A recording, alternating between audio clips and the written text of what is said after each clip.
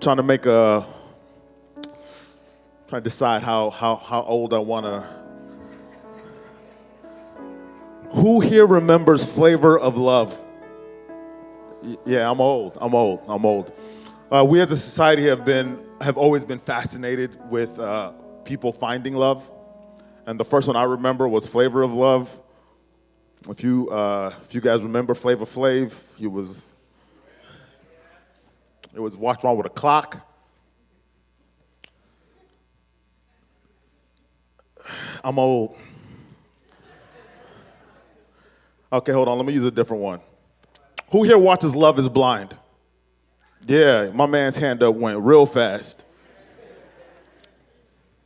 Love is Blind, new season just dropped, like this week, and I can't wait to watch it. Because the last season, which was Dallas-based, was fantastic. Conceptually, Love is Blind is basically you put people in rooms, men and women, separate rooms, and they have to make choices on who they're going to be with simply by talking to them. They can't see them. They don't know much about them. They have to sit in these separate rooms, communicate with each other, and then hopefully through talking, it's like 20 minutes a day. It's really weird, but it is fantastic. You hope that you find the quote-unquote love of your life, but you can't. The key is you can't see them. You cannot see them. Hence the title, Love is Blind. We have a fascination of watching people fall in love. We have a fascination with watching couples get together. And so perhaps the greatest story in the Bible about a matchmaker, in my humble opinion, is God talking to Hosea, telling Hosea that he has a woman for him. God comes to Hosea and he says, "Hey, my friend, it's time for you to get married. And I got a girl for you." Now, my dad does this sort of thing to me all the time. He will text me randomly. If he's at a wedding, he'll call me. He'll say, "Hey, my friend." "Hey, what are you doing?" "Bro, I'm watching the game." "Can you be at this wedding in 45 minutes? Because I've met somebody for you." And believe me, trust me, I think you'll like this one. He does it all the time. God does this same thing to Hosea. He says, "Hosea, I'm not going to show you her picture. Please do not look her up on LinkedIn. Don't check her Facebook or Instagram. Just stay away from the socials on this one. Just trust me. I need you to go." This is in the Bible, guys. "I need you to go down to where the ladies of the night work between their business hours and find you a wife. And her name is Gomer. And I need you to go there, get her. She might be working. She might be busy. Marry her. Take her from the streets. Bring her into your house. Marry her. Love her. Have children with her. You're going to do this, Hosea." God is telling Hosea all of this. "You're going to do this, Hosea. She may not be faithful to you. Both of us are about to figure this thing out, but I want you to love her." God tells Hosea that.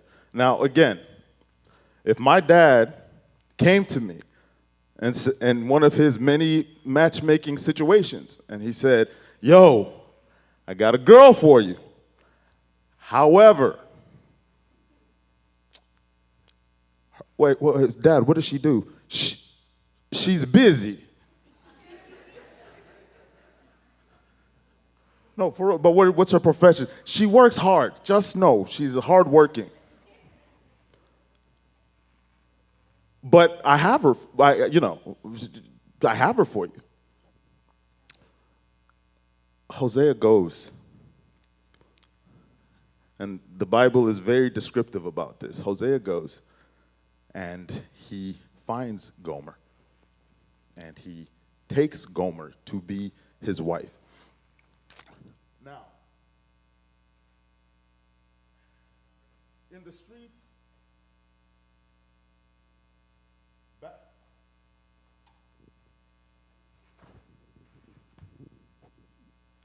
back when I was in the streets,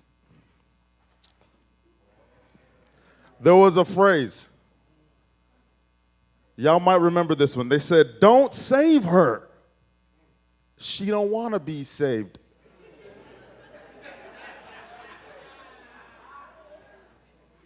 Don't save her. She don't want to be saved. The modern poet who came up with this song was reminding us that some people don't want to be saved. If Hosea was my boy and he told me who he was about to marry, I would have looked at Hosea and said, dead in his eye, don't save her. She don't want to be saved.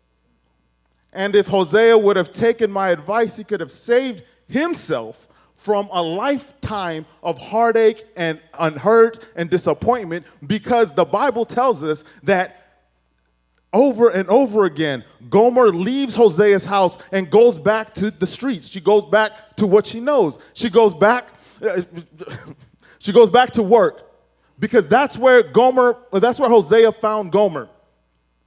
There's a lot of phrases to describe what Hosea was going through. He was trying to take her and turn her into a housewife. And the modern day Shakespeare tells us that it's very difficult to take someone from the streets and turn them into a housewife. And Hosea learned this the hard way. The Bible says she goes, she has kids. God makes Hosea name these kids. These kids' names are wild. I wasn't even going to do this, but I'm going to do it just so that you guys can hear what the kids' names was. One of them says Lo Ruhama, which means no mercy. Mercy is a very popular African name. We love that name. There might be a couple of mercies in here right now. God says, name her no mercy, because I will not have mercy on the house of Israel. That's what he tells Hosea to name his child with Gomer. The second name, which one? Oh, the first name was Jezreel, which means revenge. There will be bloodshed because of what the children of Israel have done to me. God says to Hosea, your first child, name them revenge. The second one, no mercy. The third one, lo ami. It means you are not my people. We name our kids juniors and seconds and thirds. I'm a second. But this one, God is saying, name this last child, you're not mine. You don't belong to me. That's in Hosea chapter 1. This man is going through it, y'all. Hosea needed a friend. I wish I could have been his friend. Because God is looking at him and saying, I am asking you to dedicate your life to a love that is going to disappoint you and hurt you and put you through it. I promise you don't want to be on social media when they start talking about you. You are the man of God. Imagine his plight. He is the man of God. He has graduated prophet school. He thinks he's about to go out on an assignment to change the world. And God looks at him and says, your assignment is to go and communicate and articulate what it's like to love someone who will never love you back. No mercy. He says, I want you to go down and marry this woman, love her, have kids with her, and write down and explain to the people what it feels like to love someone who will not love you, because that's what the children of Israel are doing to me. And Hosea is much better than me, because if I was him, I would have pulled a Jonah. I'd have been like, hey, God, I hear what you're saying, but I'm not doing it. Ask somebody else. Matter of fact, there's some gents who she's working with right now that might be happy to marry her. Leave me alone. We go through this whole chapter 1 when Hosea is going through it. He's going through it. He has that third child. And by the time we hear Gomer's name in this passage, that's the verse that we read in chapter 3. Hosea says, then the Lord came back to me. And he said, go again.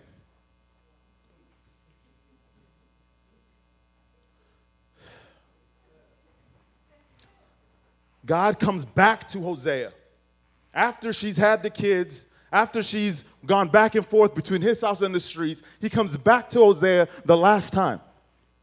And he says, go again and love the woman who is an adulteress. There's no sugarcoating this thing. She is committing adultery against you right now. I need you to go back and get your wife. And Hosea, being the obedient man that he is, this is verse 2. He says, so I bought her for myself with shekels of silver. I went down to where she was working. When you're going to buy your wife like that, the implication is she belongs to somebody else. She's working for somebody else. In the streets, they call that a pimp.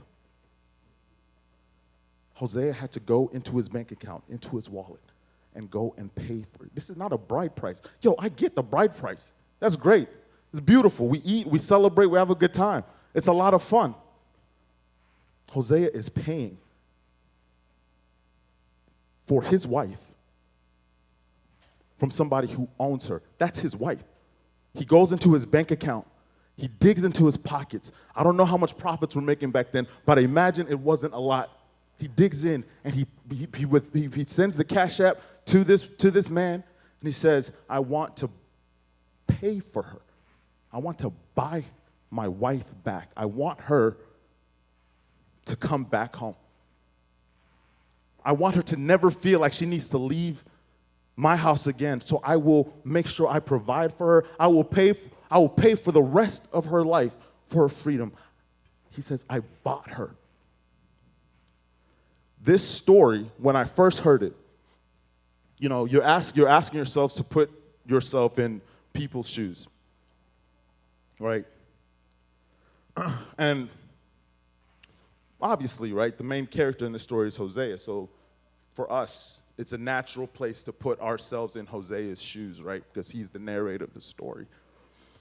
It's tough. You have unrequited love, unreciprocated love. We can imagine what that feels like. That story is short, though, because in this story, what God is asking Hosea to articulate is not what it feels like to be Hosea, but it's what it feels like to be Gomer. Because we're not Hosea in this story. We're Gomer. We're the ones who God has chased after and loved on and chased after, and we still turn our back on him. We're not Hosea in this story.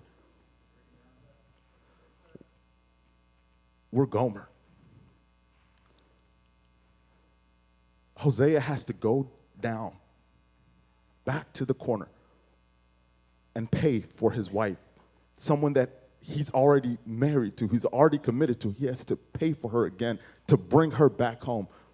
And instantly when I thought about that, I said, man, on Friday he hangs on a cross and he bleeds.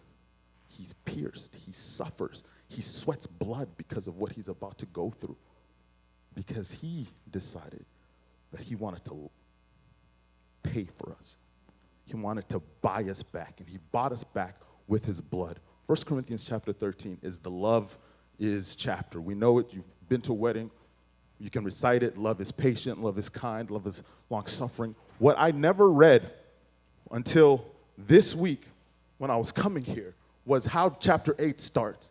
It says, love never ends. Prophecies ends, speaking in tongues ends, this will end, but love never ends. Love never ends. Hosea, go back and get your wife because love never ends. Not Gomer's love for him, Hosea's love for his wife. It never ends. God's love for us never ends. Love never ends. Wherever you are right now, I don't know where you are on your spiritual walk. I don't know where you are on your journey. When I think about love being a verb, it is impossible. I am incapable of loving you, loving myself, loving anything the way that God loves us because love, his love, never ends. You don't understand love until you've been wrapped up in the arms, the loving arms of God because his love never ends. And just like the prodigal son, and his father standing out there every day looking for his son to come home. The reason why he did that is because his love never ends. Whatever it is that you're going through, wherever you find yourself in life, whatever it is that you're dealing with, how worthless you might feel, his love never ends. It has no expiration date. It doesn't finish. It does not expire. The Bible tells us love never ends. It describes all the things that love is, all the verbs that love is. It's patient, it's kind, it's this, it's that, it's long-suffering. But the thing that moves me the most, that gives me hope, that allows me to see the next day is the express knowledge of verse 8, that love never ends. You cannot outrun the love of God. You cannot out-sin the love of God. You cannot out-ugly the love of God. You cannot earn the love of God. It is given to you freely and it never ends.